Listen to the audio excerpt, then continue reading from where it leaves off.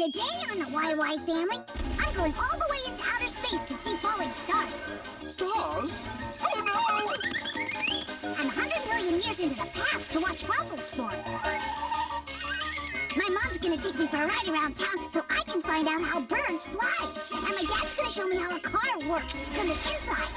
And I finally get to find out what my grandpa means when he says I have my father's eyes. Hey guys, are we gonna have time for all of this? Come along with me and meet the smartest family in all the town. The YY family. Mom can make it plain to see that what goes up eventually comes down. The YY family. Come and meet the YY family. We got a lot of real know-how. Grandpa knows a lot about flying. Ask him and he'll show you now. Why do airplanes fly? When I land, I'll tell you why. Meanwhile, there's a dragon making some kind of a potion in a vat. The YY family.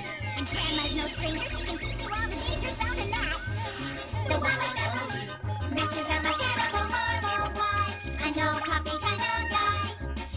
Maybe he can show you the answer now. If you want to take a look inside.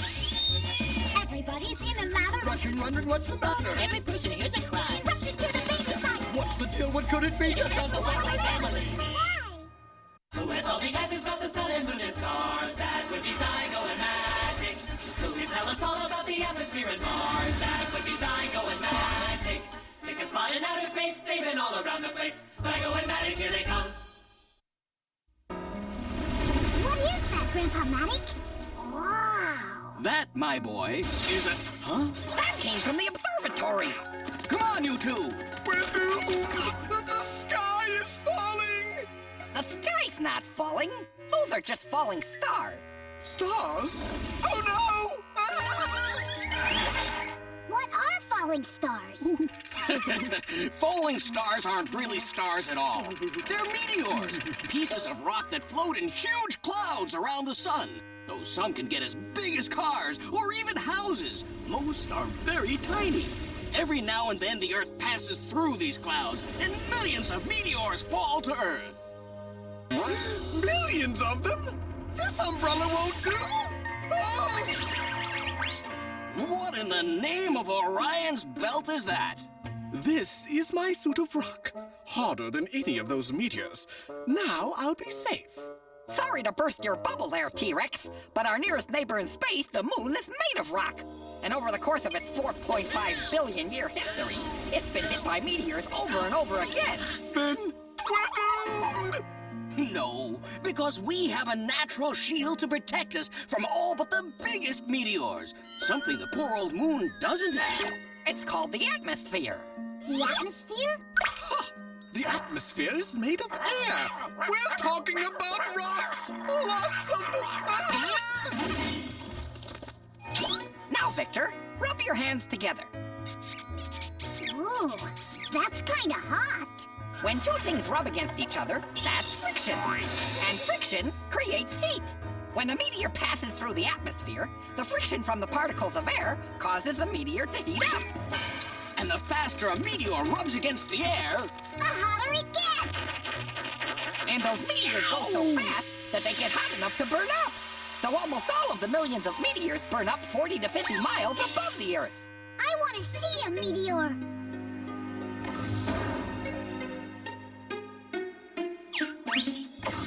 What is that? It's my spacesuit.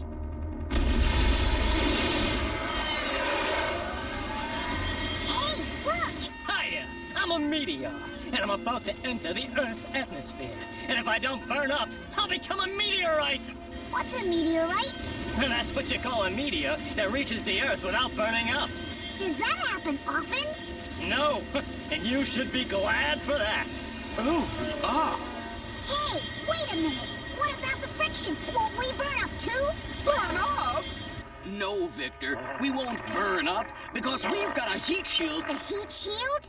It's a protective layer on the bottom of our ship that protects us from the heat of friction. Sure wish I knew where I could get one. Make a wish, Victor. Well, why do you say that, Grandpa?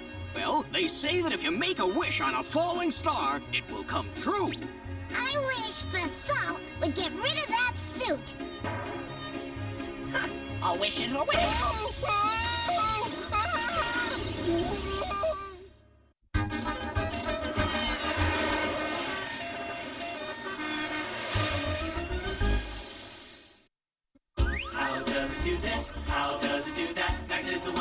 electronic knack. Machines are his thing, so don't go berserk. That's on the job. You'll find out how they work.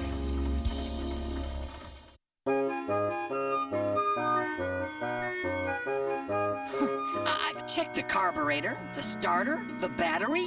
How does the car work, Daddy? Well, the internal combustion engine makes the car go.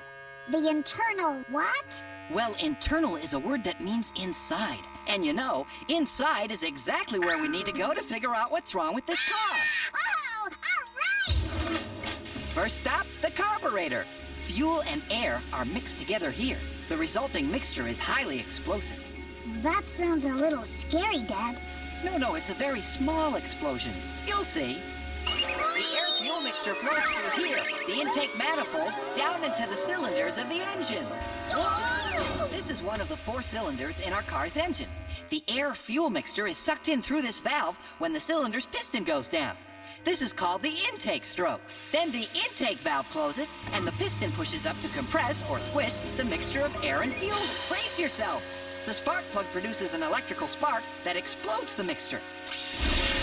This explosion is also referred to as combustion. Is that why it's called an internal combustion engine? Yep, the force of the explosion makes the piston go down. So, how does all of this make the car go, Dad? Let's go see. The pistons are connected to rods which are connected to the crankshaft. When the explosion in the cylinder pushes the pistons down, it causes the crankshaft to turn. It also pushes 2 of the pistons up to compress the fuel mixture in their cylinders. This is how the engine's power gets to the rear wheels, right? You're way ahead of me, Victor. This gear on the drive shaft turns those gears. They make the axle turn, and the axle makes the wheels turn. And make the car go. Gee, Dad, a car isn't so complicated when you see how all the parts work. That's right, Victor. Now, let's go figure out why the engine is having problems. With so many parts, it's hard to find out what's wrong. Yeah, so what's the most important part? Me, I make the explosion. With all those pistons, your explosion is just a lot of hot air. Yeah, but without a crankshaft, you boys are just spinning your wheels. Me.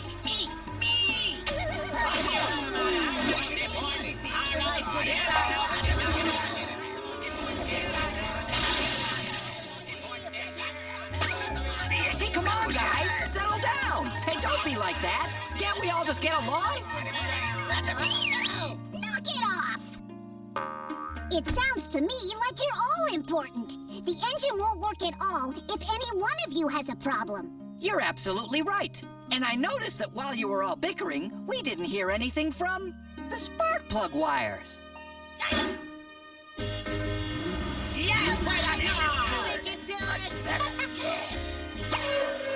Hey, fellas, what do you say we take this jalopy out for a test drive? Hey, wait a minute. You can't. Hey, come back! My insurance doesn't cover this! That's my dad.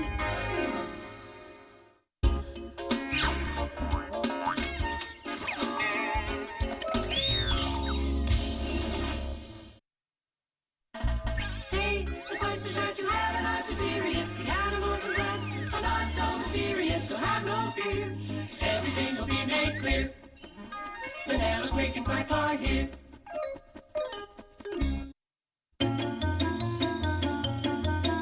Hey, watch it. Now, you watch it. What are you two fighting about now? Well, he started it. He stole my branch. She started it. She stole my brand. Look, man.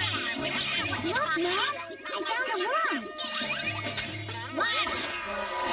Hey, come back here with my worm. Mom, how do birds fly? Easy. We got wings. There's more to it than that. There are some birds, like ostriches, that can't fly, even though they do have wings. So what does it take besides wings? Well, it's partly a matter of weight. If you were to x-ray a bird, you'd see that its bones are hollow, which makes them very light. Flying also requires some very powerful muscles. If a human were the same size as a bird, the bird would be 10 times stronger. It's not fair. I want to fly too. Ready to take off? You bet.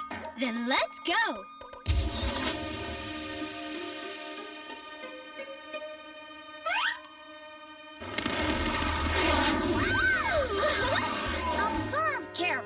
the movement of the wing. When birds flap their wings, it pushes the air down, which enables them to take off. It's not just the movement of the wings, the shape of the wings also makes it possible to fly. Let's look at an airplane's wing, which is designed to be similar to a bird's wing. And doesn't have feathers to get in the way. Right. The surface of the wing is curved. This curve makes the air above the wing move faster than the air below it. The air under the wing remains there for a moment, pushing the bird upwards. Faster, Quack! Faster! To accelerate, Quack folds his legs and cranes his neck and beak. Less wind resistance that way. Vanilla to Quack. Veer right at 2 o'clock. Over. Got it. Over and out.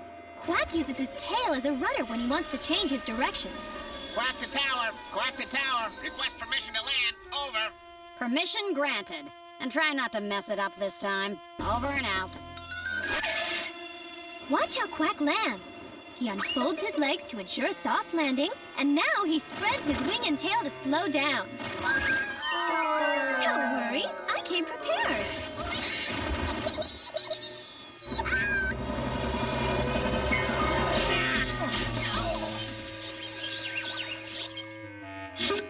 Hey! What's the big idea making me crash? Making you crash? That's the only way you know how to land. Put up your hands for a second. Some birds know how to make flying easier. Buzzards, for instance, use warm air streams to lift them up. Other birds work a little harder. Hummingbirds can hover in the air, but to do so, they have to flap their wings 90 times a second. Ooh, that must be very tiring. Oh, just wait till I get my hands on you. All right, come and get me. Don't Quick and Quack ever get tired?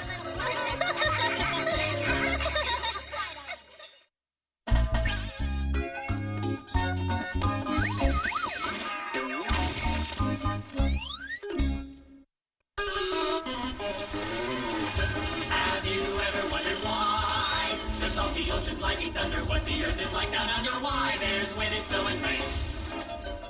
Let Eartha and Basalt explain. Yoo-hoo! Victor! Basalt! You can come out now! I finished hiding the eggs. Eggs! Hold on! Please, listen to the rules. Oh, sheesh. Whoop. You'd think they'd never gone on an Easter egg hunt before. Victor's found one! Sorry, boys. That's not an Easter egg. Huh? Oh, it sure looks like an egg. Well, what do you know? Victor has found a fossil egg! What's a fossil? It's what remains of an animal or a plant that lived millions of years ago. So, how does an egg become a fossil? Well, let's take a trip and find out. Oh, Basalt! Wow, a time machine. Driver, to the Cretaceous era.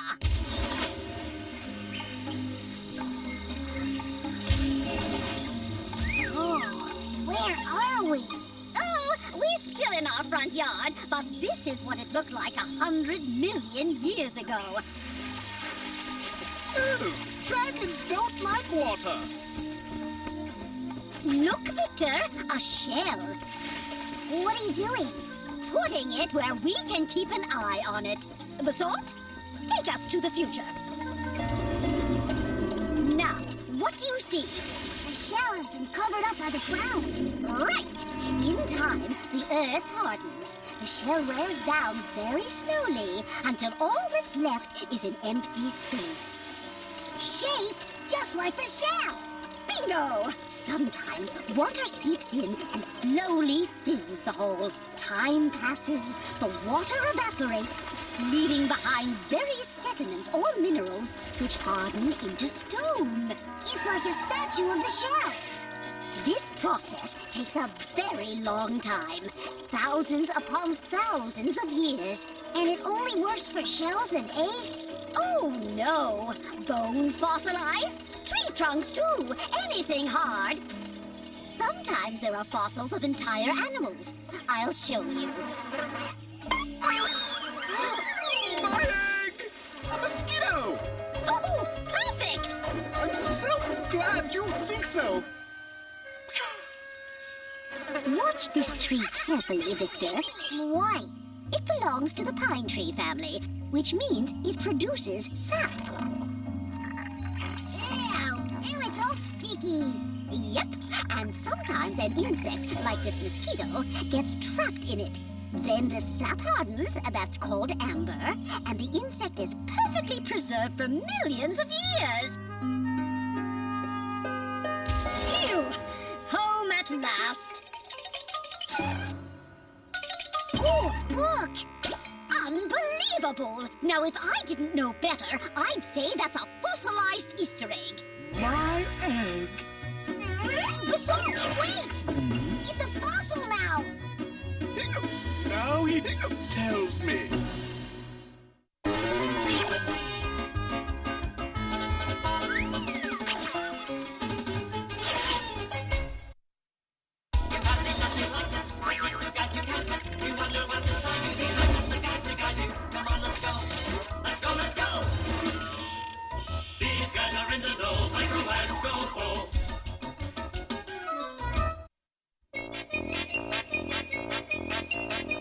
See? He looks exactly like his mother. Boulder Dash! He's his father's son, through and through! There we go again. Woman, you! That's how double fiddle Excuse me! Get out. Why do kids look like their parents? Well, it's because they, I think this is a job for Micro and Scopo. So, you have a question about heredity, do you? No. I just want to know why kids look like their parents. That's heredity, Victor. Those things that we inherit from our parents. It's a question of genes, chromosomes, and DNA. Do you know what he's talking about? Me neither. Well then, why don't I show you? Where are we? Inside a human body, in the blood plasma. You see, I've made us so small, we can see individual cells. Do our cells make us look like our parents? Not exactly. You see, everything happens in the nucleus. That's the center of the cell. You see these little squiggly things here? You mean those worms? Those aren't worms. They're chromosomes. You see, they contain the genetic information that tells us what color hair to have, how tall to be. Anyway, let's get a closer look. We're looking for a DNA molecule. We shouldn't have any trouble finding them because chromosomes are full of DNA. Help me unravel this thing. DNA stands for Deoxyribonucleic acid. Right. It's made up of chemicals called nucleotides that... well, it's easier to show you. You see, the particular arrangement of the nucleotides determines what we are. Person, plant, animal. Yeah, they remind me of my building blocks. Very good, Victor. DNA molecules are often referred to as the building blocks of life. When parents have a child, the mother's DNA and the father's DNA combine to form a new type of DNA. You see, that's what tells us what color hair to have, or how tall to be, or, you know, everything. Now then, this set of blocks tells this person to have floppy ears, and this set tells him to have a tail, and this one means wet nose. Wait a second. We're not in a person. We're in a dog. We're inside out! If these blocks were rearranged in all the body cells, you'd have a different zygote. You'd have a whole different animal. Cool.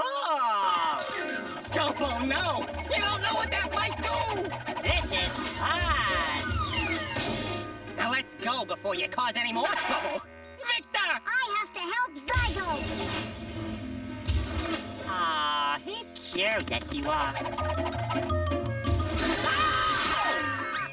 I got it. This one goes here.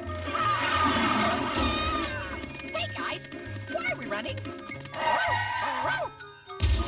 Boy, that was fun, Uncle Micro. The things I do for science.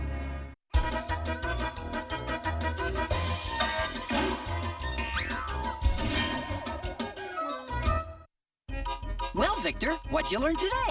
Ah, tons of neat stuff. I learned that falling stars aren't stars at all. They're chunks of rock called meteors that burn up in the Earth's atmosphere. And you should be glad for that. And I learned that birds can fly because of the way their wings are shaped and because their bones are hollow and light. I learned that some animals and plants that lived millions of years ago were preserved as fossils. And I learned that kids look like their parents because of something called DNA, Deoxyribonucleic acid. which contains the information that makes us who we are. Sounds like a pretty big day. It was, but I still have plenty of questions left for next time.